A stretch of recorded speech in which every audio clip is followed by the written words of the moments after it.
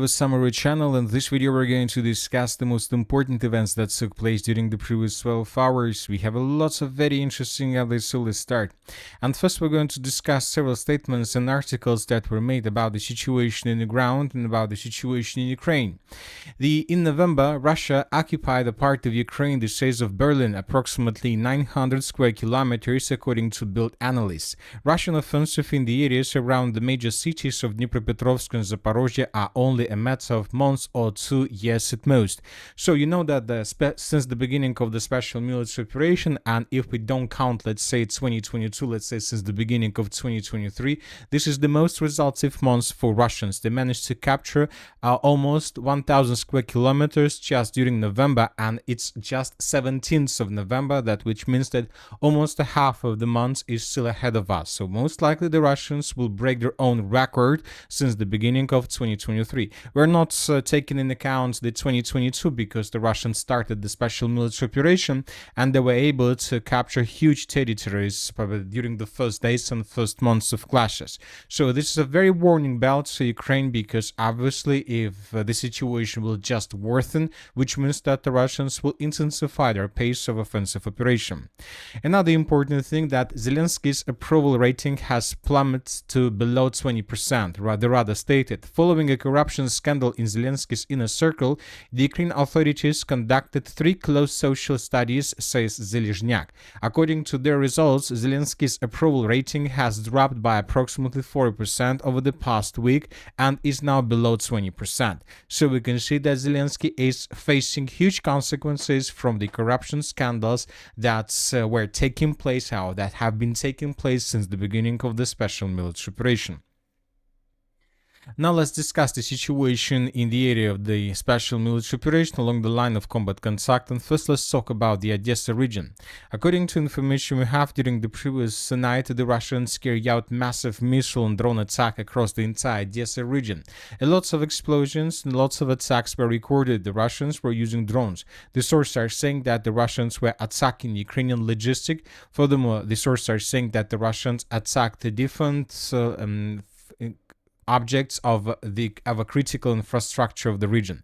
So let's wait and see for additional details. Most likely today the Minister of Defense of the Russian Federation will provide us additional updates about the situation.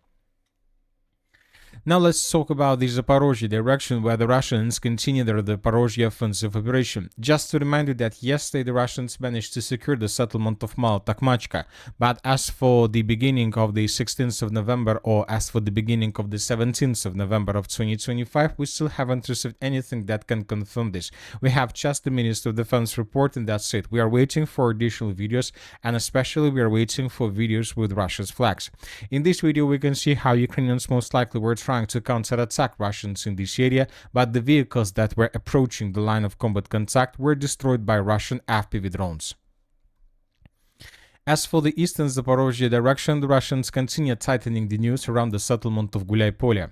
Several pro-Russian sources reported this morning that the last defense line of Ukraine army east of Gulay-Polye is broken. So the sources are saying that the Russians managed to capture or to break through this dense network of the fortifications to the north of the settlement of Zatishye. If this information is correct, then in coming days we should expect first videos and first geolocations, probably from the northern and the northeastern parts of the settlement of Gulay-Polye. And obviously this is going to happen, and obviously this is going to be a huge Russia's media victory.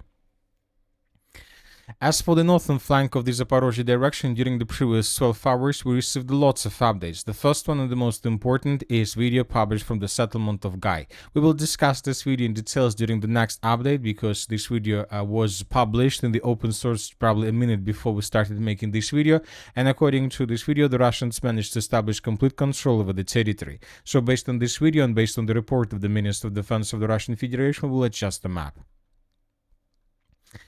Now let's discuss the situation in the area of the Pokrovsk agglomeration. As you can see, the map has been adjusted, so we added several polygons to this area. First of all, we adjusted the southern part of the Mirnograd and the southern part of the Pokrovsk cauldron. So this is the situation by the end of the 16th of November of 2025.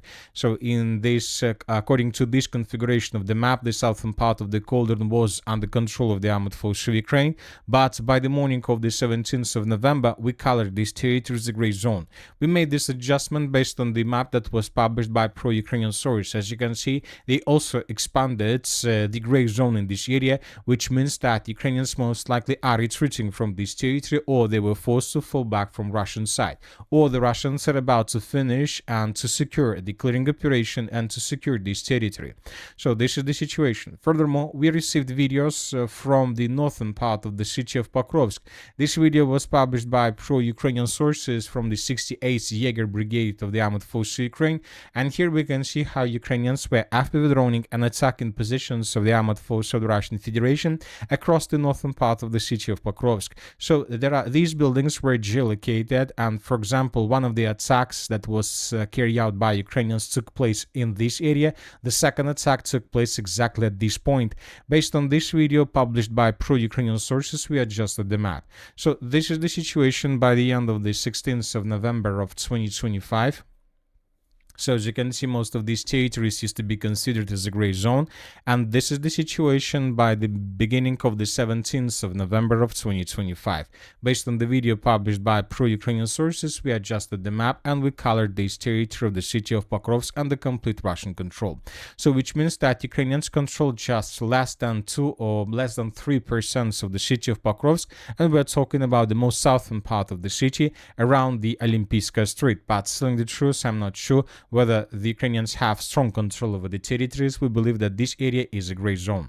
Ukrainians continue their attempts to counterattack Russians in the area of the settlement of Grishno with the purpose to stabilize the situation, but obviously and everybody understand that as soon as Pokrovsk falls, Russians will continue offensive operation further in the northwestern direction, and the settlement of Grishno is going to be a primary task for the armed forces of the Russian Federation. Another important update is coming from the Shakhovo pocket. The Russians managed to improve their positions significantly. The Russians recaptured completely the settlement of Vladimirovka, and the Russians managed to tighten the news around the city around the village of Shakhovo completely. So most likely these streets and these buildings are still under complete control of the armed forces of Ukraine, but this contingent has no chances for evacuation. I would like to remind you that Ukrainians made lots of attempts to break through Russian defense in the western part of the Shakhovo pocket, but most likely all those attacks were repelled by Russians, and Ukrainians lost any chances to restore the Shakhovo-Novo Shakhovo road for these purposes. At the same time, the Ukrainians intensified their attempts to counterattack Russian positions from the north, from the area of Sofiivka and Terezhka. And during the previous, for example, during the previous 12 hours, we received this video where we can see how Ukrainians were sending dozens of vehicles in the direction of the Shakhovo pocket with the purpose to stabilize the situation. But as you can see, the Russians destroyed everything that answered the Shakhovo kill zone area. In the area of Konstantinovka, the Russians are about to finish the battle for the settlement of Ivanopolia. Today, pro-Ukrainian sources published the video from this area, from this point where they were attacking Russian soldiers that were trying to secure this area. Based on this video, we adjusted the map and we colored huge territories under complete control of the armed forces of the Russian Federation. We will not watch this video because there are lots of casualties and violence, but we adjusted the map, and if you have access to the map, you can always check the video. So these are the changes on the ground between the dates. Now let's move further and let's discuss the situation in the northern direction. During the previous 12 hours, the Russians, as a result of offensive operation, managed to establish complete control over the settlement by the name of Dvorechenskoye. Based on the report that was published by the Group of Forces North, they stated this morning that as a result of fierce fighting assault units of the 9th Motorized Rifle Regiment, 18th Motorized Rifle Division, 18th Army Corps of the Sever Group of Forces, North Group of Forces, the Russians managed to secure this settlement of Dvorechenskoye and to take the village under complete control. So let's compare the map between the dates. So this is the situation by the end of the 16th of November. As you can see, most of these territories used to be considered as a gray zone because many mappers reported that the Russians were advancing in this area. But by the beginning of the 17th of November, we have colored this territory completely. Now the Russians, as you can see, managed to unite two, let's say, footholds along the border and along the river Voskova. Oskol, and now Russians will start, the group of forces north more precisely, will start their Veliki Burlug offensive operation. So we believe that in the northeastern part of the Kharkiv region, we're going to see something similar that we can see right now in the area of the city of Zaporozhye, in the area of the Zaporozhye offensive operation. The Russians will advance, most likely without facing any resistance from the Ukrainian side, until they get the Pechenyogi water reservoir. Furthermore, we are waiting when Russians will finish the battle for the settlements of Vilcha and Volchansk, and Russians will begin offensive operation in the direction of Veliki Burluk, Veliki Kolodys, let's say, area, and they will try to unite these two offensives somewhere in the central part, and then somewhere from this point the Russians will begin advancing further in the southern direction towards the city by the name of Chuguev, and of course towards the city by the name of Izum, with the purpose to attack the Ukrainian positions in the area of Slavyansk-Kramatorsk from behind. And that's it for the short video. Military Summary channel reminds you to condemn any violence in the world. Thank you for your watching. Subscribe to my channel, put your likes.